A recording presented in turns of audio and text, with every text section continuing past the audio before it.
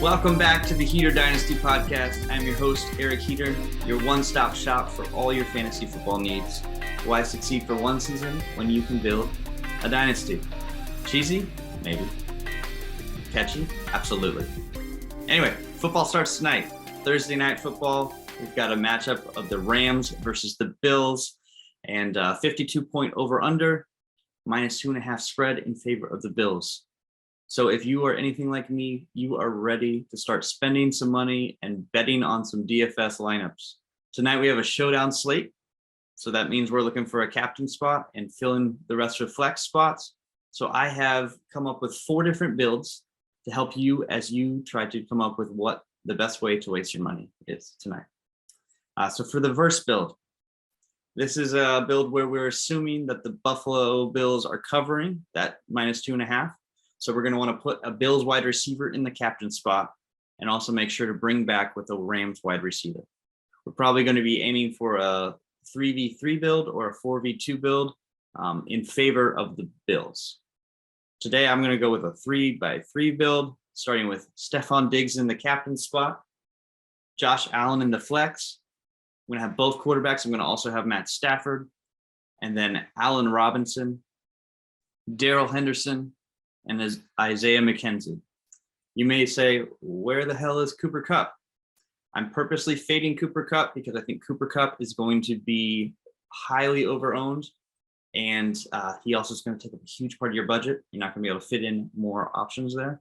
And Stefon Diggs happens to be what I project to be the 4th best roster percentage, meaning the 4th lowest roster percentage of your main slates of Josh Allen, Matt Stafford, Cooper Kupp, then Stefon Diggs. So that's one build. Another build we can look at is the one that we're probably all hoping happens tonight, the shootout build. So this would be another situation where you want 3 Rams players, 3 Bills players, and you're going to want to put a wide receiver in the captain spot.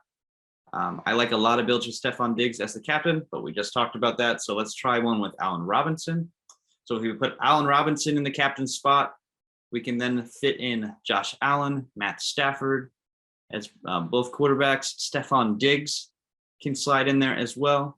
And that, just to make it a little different, we're going to do Devin Singletary and Ben Skoranek. So the next build that we're looking at is a build where we assume that it hits the under. Obviously, everybody's looking for a shootout. Everyone's expecting lots of passing, lots of points. But what if it doesn't happen? What if it doesn't hit that 52? It hits more like a 44 or 46. If that's the case, we're going to want to look at putting a running back in the captain spot and pair him with a kicker.